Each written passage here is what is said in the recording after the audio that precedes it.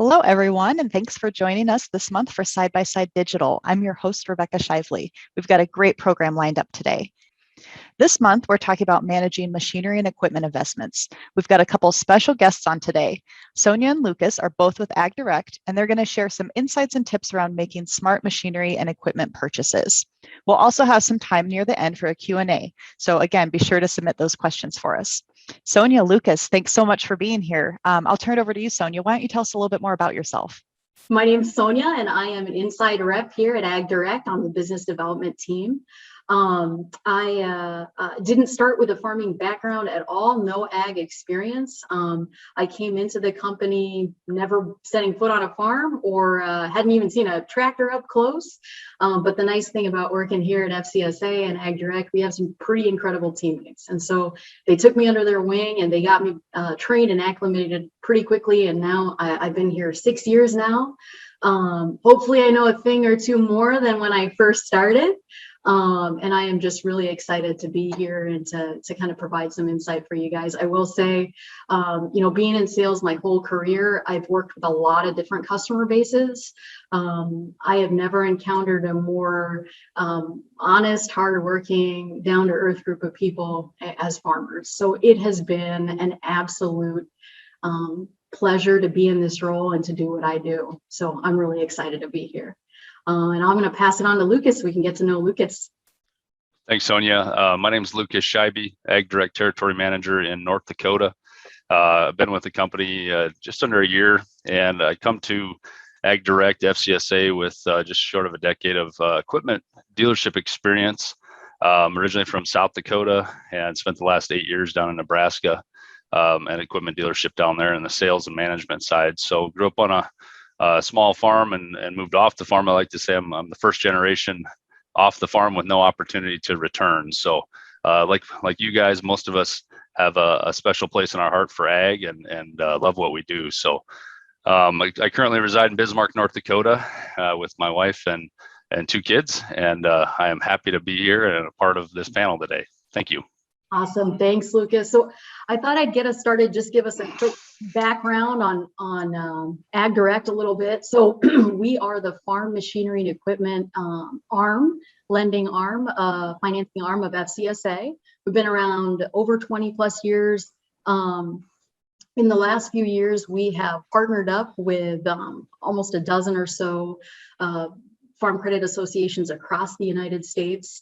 And so now our scope is the whole US. We service customers all the way from the West Coast to the East Coast, and we're pretty excited about that. What Lucas and I thought today, we'd break it down. I would share with you kind of on, as an ag lender, what an underwriter or what a lender would be looking at when you apply for financing, what they're looking for and what they're looking at. And Lucas is going to kind of give you more insight on how to sort of approach purchasing equipment and managing machinery and equipment purchases. So I'm going to just jump right in.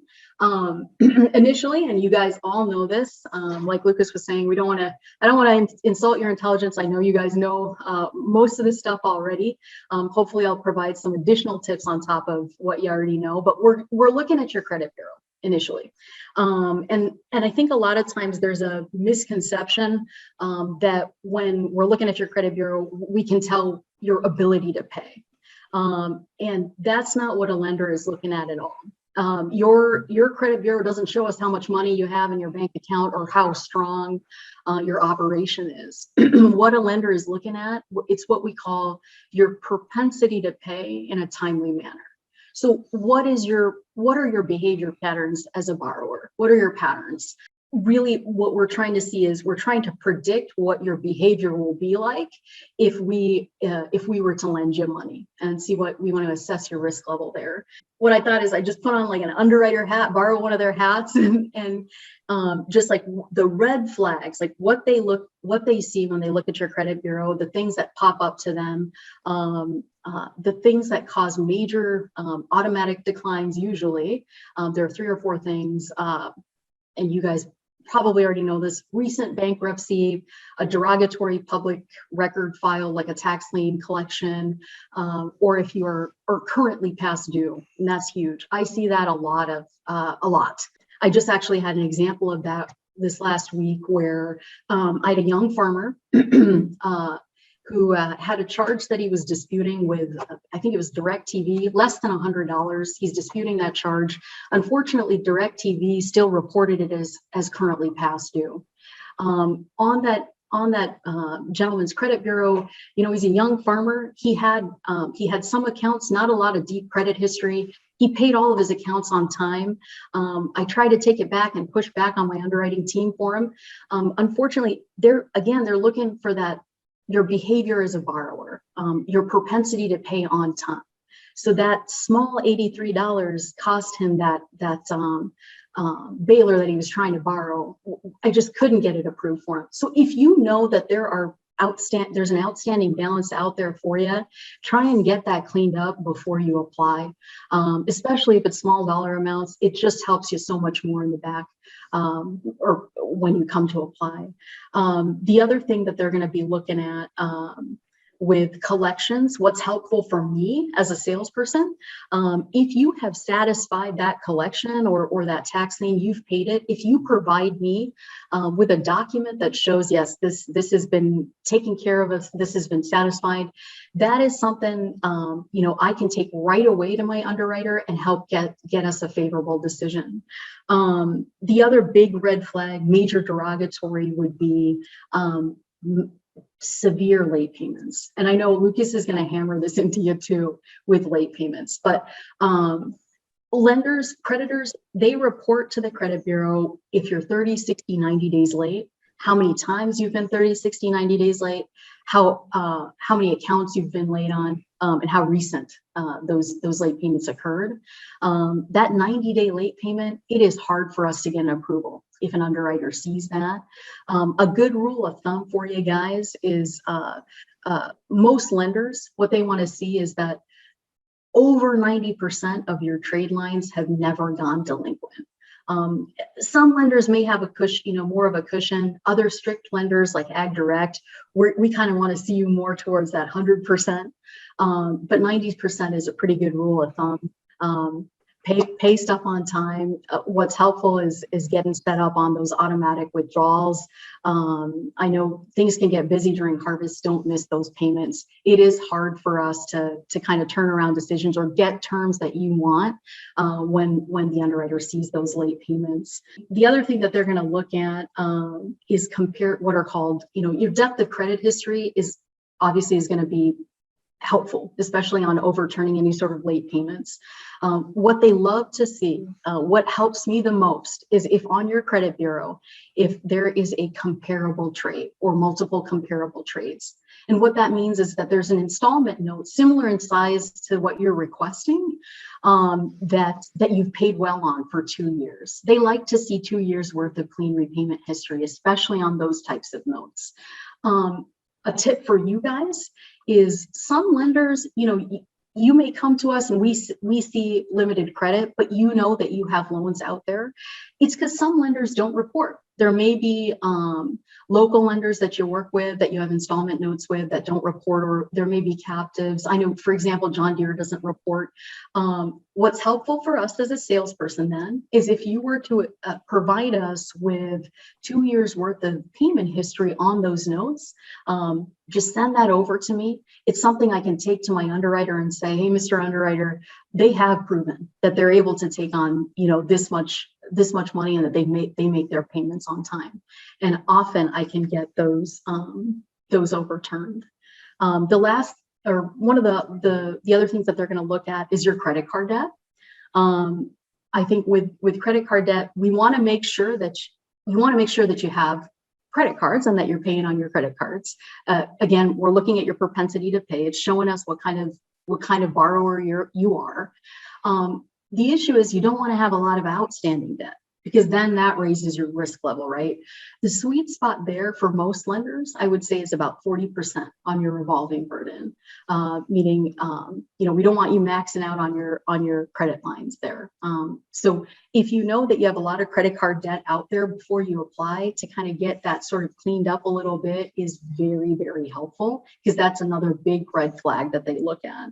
Other things that they're going to look at are if you've opened a lot of trade lines recently, that increases your risk. For the underwriter, that red flag pops up, like they're taking on a lot of debt.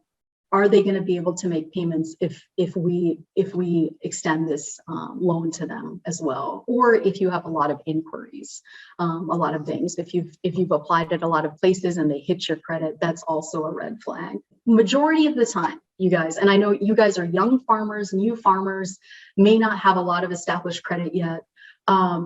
When I go back to my underwriter to try and get relook options, 99.99% of the time, the relook option they say is, can you see if they can add a strong co-applicant or guarantor? And I know you guys, you want to get established and you want to start, you want to build your credit. This is the best way and the easiest way for you to do that is if you have someone that can sign on with you, either co-app or guarantor, that can provide that depth of credit history, clean repayment on their credit. It gets your foot in the door. And then the next time you apply, it's that much easier to get you approved. If we can't get you approved off of your credit and say, we can't get a co-applicant or the co-applicant's not strong enough, say you have a large dollar amount and, credit bureau co-applicant is just ain't going to cut it. And we need additional information to try to get comfortable with a favorable decision for you. What we're going to ask for is financials. And here, what we're looking for, or we're asking, most lenders are going to ask you for, is a market-based balance sheet with full asset and liability schedules, and then income statements. A lot of times it's 3 years worth of income statements. We want to see what your income trend has been over the last 3 years. The emphasis here, I talk to customers about this every day, 10 times a day. The emphasis here is on that market-based. A lot of times, I know you guys are busy, you're out in the field, you may not have a lot of time to put together a balance sheet. So you may use accounting software of some kind, maybe QuickBooks, or you work with an accountant and you send in a balance sheet that way. Those types of balance sheets, a lot of times what we see are accrual based that show depreciation. And as a lender, it is very, very difficult for us to get an approval for you using that type of balance sheet that shows depreciation.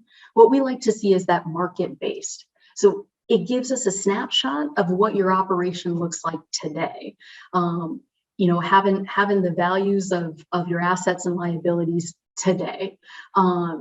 Giving us as much detail as possible. So for example, on your machinery and equipment, you list that out and you give what today's value would be on that equipment. On your debt schedule, you're giving us the amount that you owe, how long of a term, and the interest rate. Having these details is absolutely crucial. If you don't have access to a market-based balance sheet, most lenders, for example, here at AgDirect, we're able to send you a balance sheet template that you can fill out. A lot of us salespeople, we love helping you guys out, filling that out too. So it's something that we can work with you over the phone too, have you fill that out and send it in. I can't stress enough, a good quality balance sheet with details, the more up to date it is, the easier it is for us to push back and get approvals and get the decision that you want. And with tax returns, they typically want to see all pages, the income statements, they want to see 3 years worth. What the underwriters are looking at, and most of you guys already know this, but what they're trying to hone in on, and there's a lot of stuff, but the main stuff would be they want to make sure that you have good liquidity, that you have good working capital, that your current assets can cover your liabilities, your current liabilities. The other thing that they want to see is they want to make sure not only are you sound financially today, but that, hey, we're going to lend you out, we're giving you a 6-7 year term. We want to make sure that in 6-7 years, you're able to make those payments as well. So we want to make sure that you're sound financially in the future as well, that you're solvent. And the last thing they're going to look at is your repayment capacity. Obviously, as a lender, we want to know your capacity. So the income that you generate, is it enough to cover your expenses, your living expenses, and your term debt? Those are the main things that we're looking at. And the more detail we have, the easier it is for us to kind of figure out what that would be for you, and get you approved. And Hey, so, Sonia. yes, yeah. Hey, so as these guys approach purchases and they're looking at taking out loans with AgDirect, what kind of dollar amounts are you talking where they'll need, a Yeah. market-based balance sheet and some of those things? Great question. So we start to need that when you're applying for 250K or more. We're definitely going to need a balance sheet. If you have a weaker credit bureau, that's another time where we might request a balance sheet. Equipment like titled equipment and say irrigation equipment. A lot of times with equipment like that, there's higher risk. So we're going to want to see it maybe at a lower dollar amount, maybe 150K or above. That's where we're going to want to start to see financials. It's a great question, Lucas. Great question there. That's really what I had. I could go on forever and ever. I was telling these guys I can get pretty long-winded. Again, Lucas and I, we love what we do. We love helping you guys, and seeing 25 people on this webinar is pretty exciting. When you guys are eager and excited and you guys come to us, we get eager and excited as well. And we love helping you guys out. So if not in this chat or in the Q&A, if you want to reach out to someone on the business development team or Lucas or I, we are more than willing to answer any questions that you have. But that's it for me on the lending side. I'm going to throw it over to Lucas and get some more insight from him. So I'll take a little bit of a different approach to maybe a little bit of what you should be looking at, what impacts purchases, on the machinery and equipment side. And I kind of put my dealership hat back on here. And this isn't necessarily just from a finance or a lending perspective, but a little bit about how does it fit the operation. So I'm pretty simple. I'm a pretty simple-minded guy, so I like to stick with usually 5 factors. So these are the things that I deem as things that should impact purchases, right? So, does it have a sole purpose, or can you utilize the machine on other parts of the operation? For instance, like a combine. If you looked at it from a construction standpoint, if you owned a construction company, would you even own a combine? Probably not, right? But it's a necessity as a farmer or producer, is all of your income is sitting out in the field and you got to get it off. Does the specs work or does it fit your operation? Can you adapt the machine easily for a different season or a different application? Then arguably some folks would say price should be number 1, but it's usually fits into that second or third category. And how do you equate it to cash flow in terms of cost per acre? An example I like to use is how many acres do you need to justify a sprayer payment or a combine payment? What's the economics of that equation in terms of the facts? Obviously everybody wants to run around in new equipment, but how do you attribute a value to having your field sprayed, in a timely fashion, in the correct way versus having the co-op do it? And how do you put a value on that? And can you push the pen to paper and gauge the outcome? And another great example of that is when you upgrade equipment and you go to a larger piece of equipment. What are the downstream effects of adding larger equipment to your operation? Does that equate to more manpower, more trucks, more maintenance, all of that? And then another thing from my dealership days that we like to talk a lot about is the availability of parts and service. The dealership proximity, the support. Is the equipment you're looking to purchase, can you get it serviced and get parts within a reasonable distance from your farm? What kind of resources does your dealer offer? Premium dealer support, with extensive resources, is basically, in today's terms, something that is a key factor in how you can maximize the utilization of that piece of equipment, and also maintain what we like to call equipment availability, right? So not just the fact that the equipment's in your yard, but is it available for use when you need it? So arguably, this is probably one of the most important aspects in the equipment buying process. And then number 5 there, the brand loyalty and resale piece of this. I guess I'd just like to ask the group, is brand loyalty a thing of the past? For a lot of folks, it's rapidly becoming less and less of a thing in the eyes of today's producers.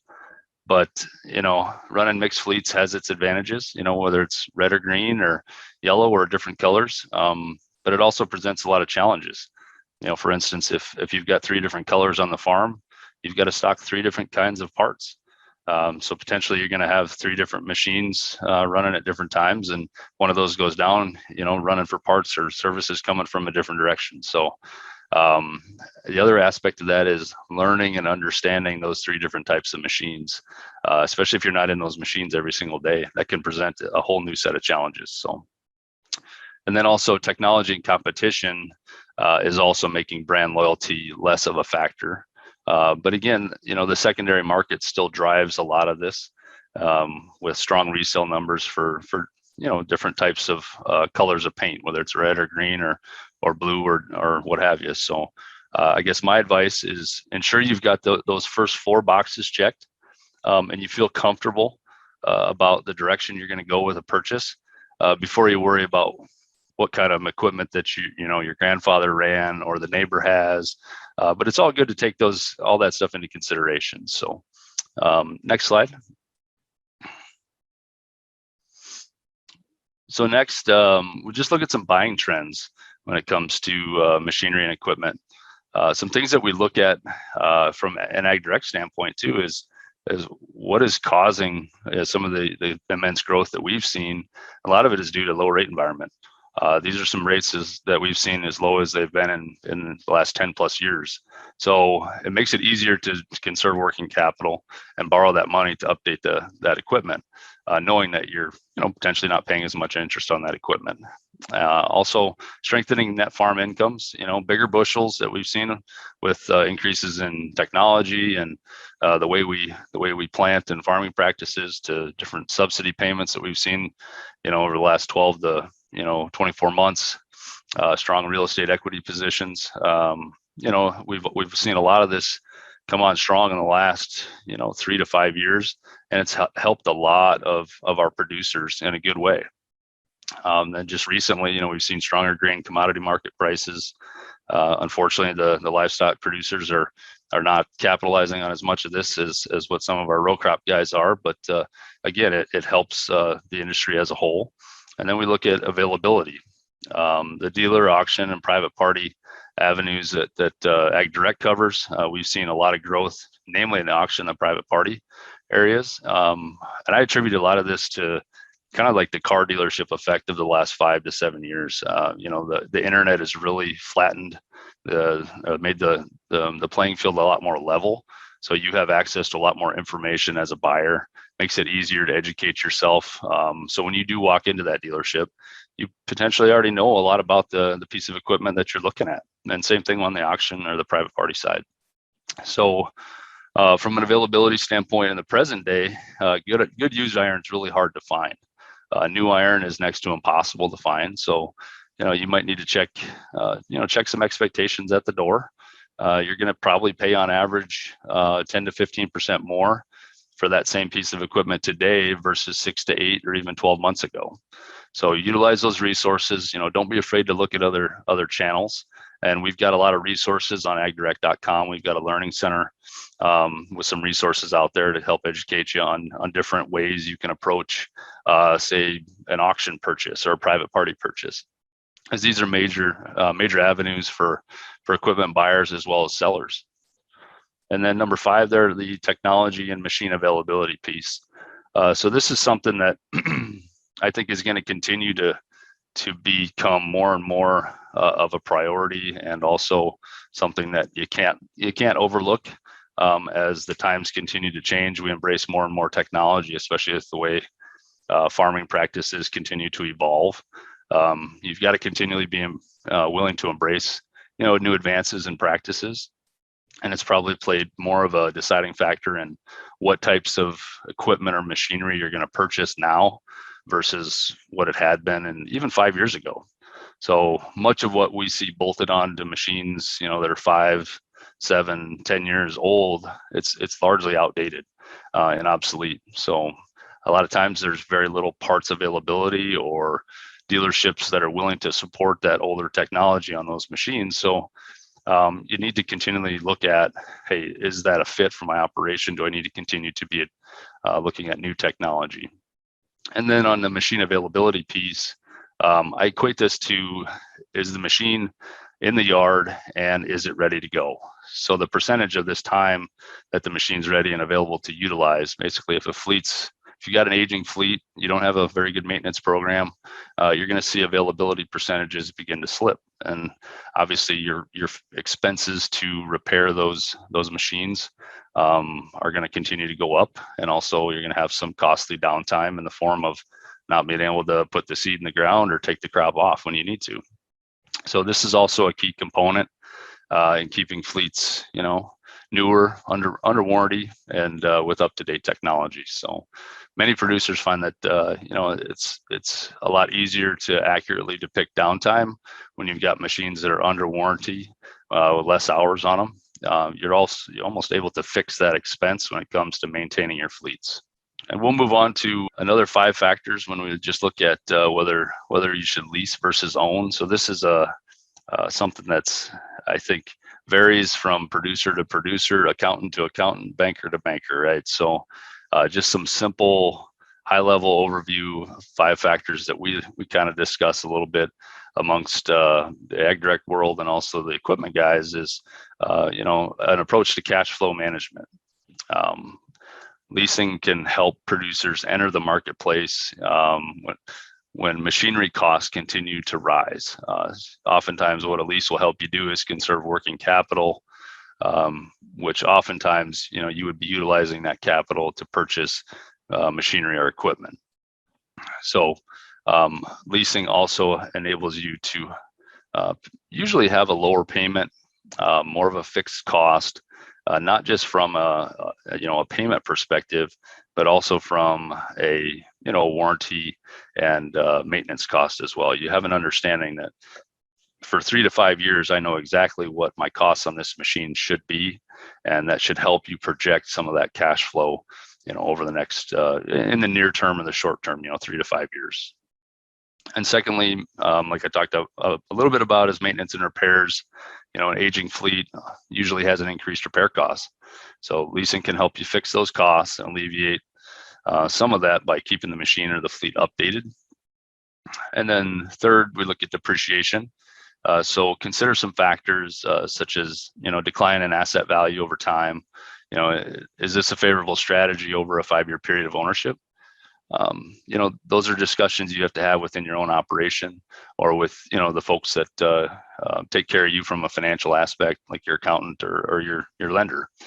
So this can also be difficult to predict versus, largely the greatest cost of depreciation that we see in newer equipment is from basically new to about 3 years of age. So sometimes buying equipment that's, 3 to 5 years old, you won't see as great of a hit on the depreciation cost.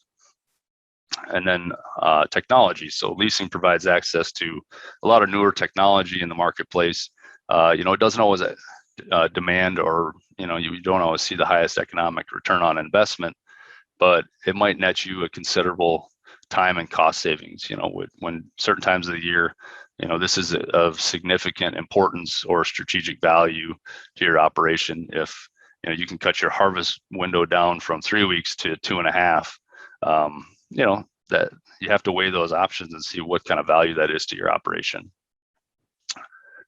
And then lastly, from a tax implication standpoint, many producers that choose to lease equipment, they can take advantage of substantial savings, with tax codes like Section 179 from different tax perspectives. Two of the most popular types of leases that we see are what's called a true tax lease and a conditional sales lease. And with a true tax lease, you can deduct your full lease rental payment as an operating expense rather than depreciate that asset.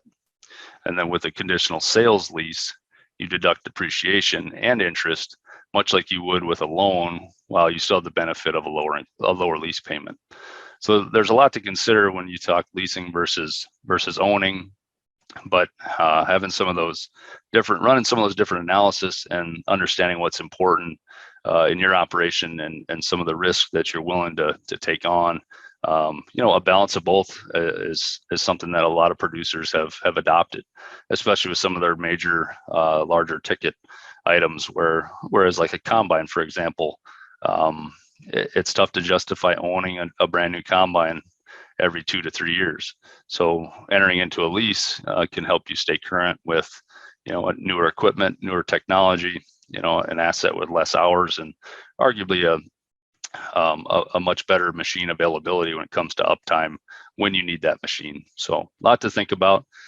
That's pretty much all that I had, but I just wanted to kind of get down and dirty on some of that overview. And we definitely, I know Sonia and I would welcome any questions that you guys have at this time or in the chat. Yeah, thanks, guys. Looks like there's a couple questions coming in. I have one here that has asking about supply shortages, especially when it comes to used equipment and kind of what's going on, maybe especially this summer. I don't know who wants to take on that one. Yeah, I can take that one. It is definitely a shortage in the marketplace. I don't know what kind of machinery that you're looking for, but some of our, we call them, big 4, big 5 assets, tractors, combines, sprayers, planters, things like that.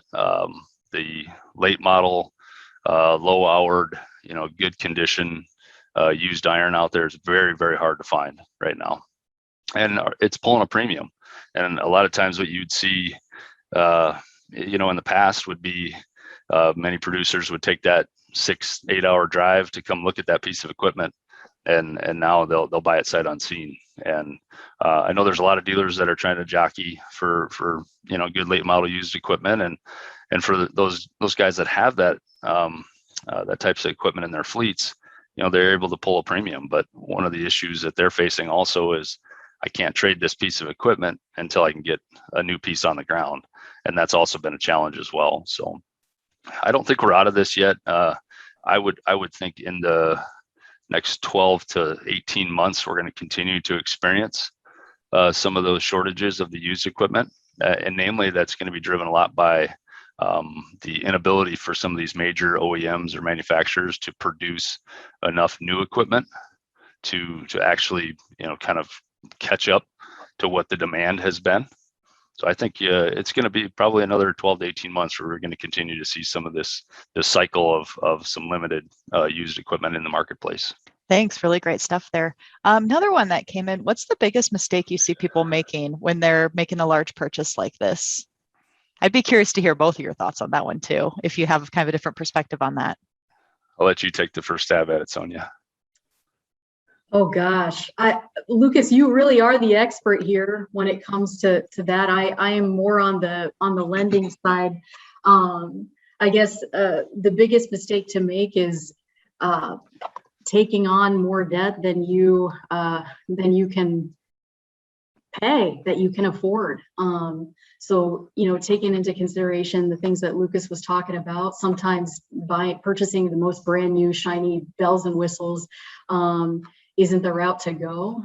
Sometimes it is about going to private parties, auctions, looking at some used equipment, and really assessing like how much are you going to really be utilizing that asset.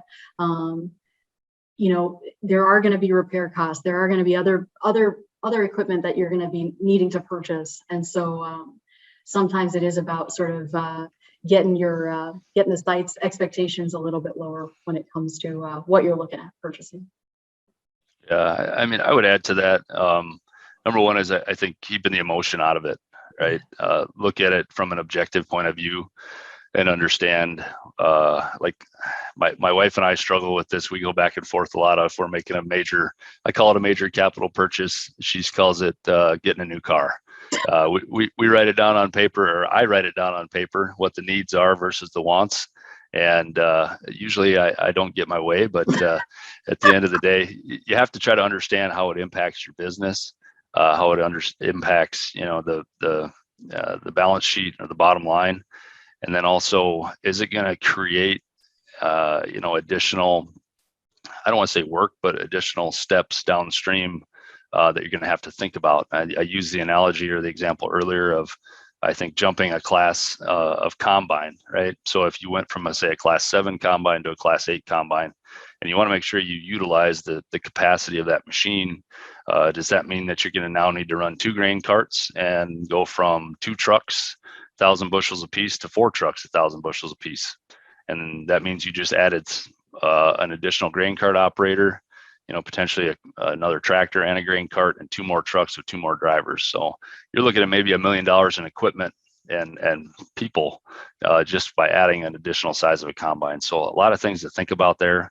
But I would just say the 2 factors that I probably see people make the biggest mistakes on is acting on emotion and probably not understanding or making a well-informed decision before they go and decide to go that direction.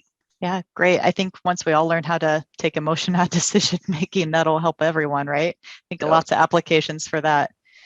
Another question came through. I don't know how much you're comfortable speculating on this, but you mentioned the low rate environment.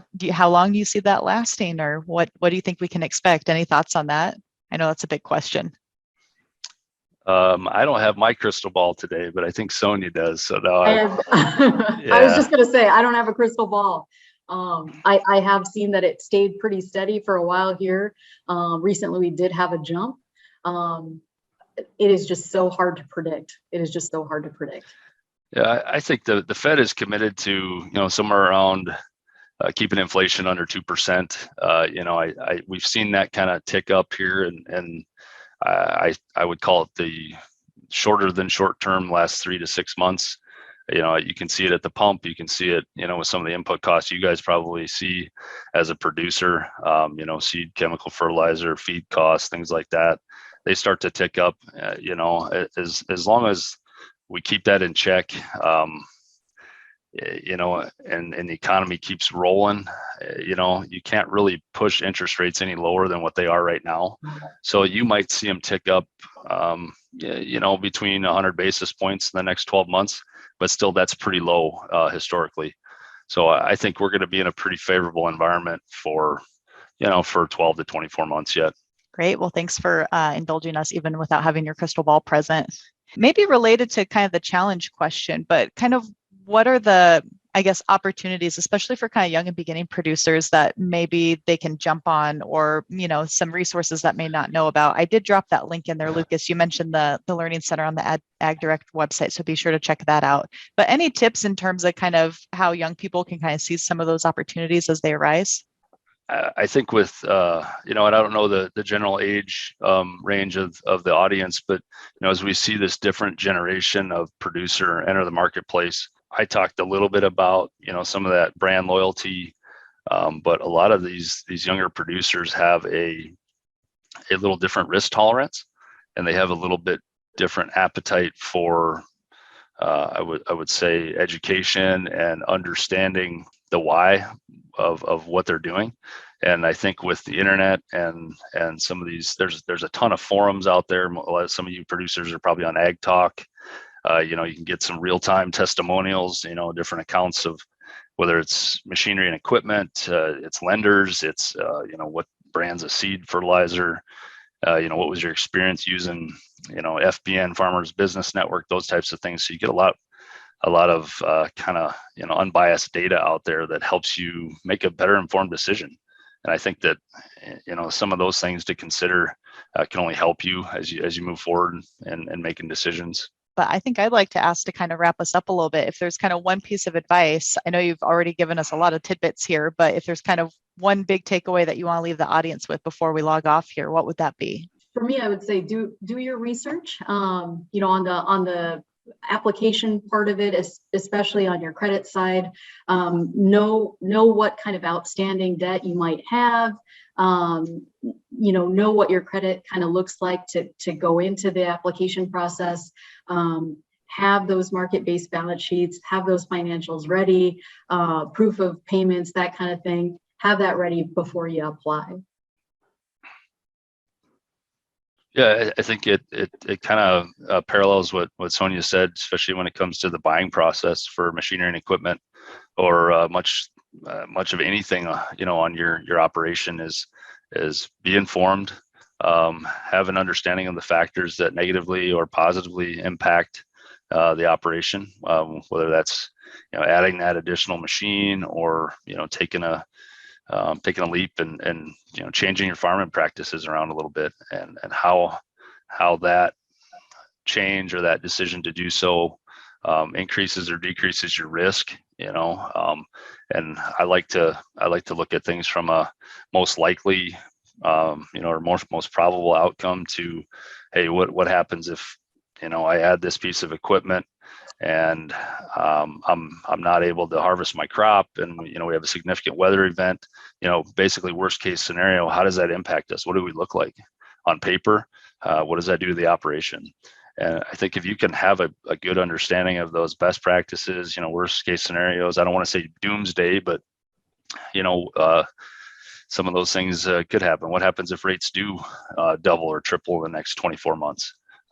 What is that going to look like from all aspects of the operation? If you can better prepare yourself for that and surround yourself with a team of folks, professionals that, have some of those tools and resources to help you, even if that's takes a little bit more time and obviously is a little bit more of a burden to what you want to do, or as a producer, what you're good at, having that team around you is very, very important and will set you up for success long term. I think that's a great note to wrap up on. I know no one likes thinking about the worst case scenario, but I think in terms of a planning perspective, it's really helpful to kind of keep things in check and, always be prepared for whatever may happen.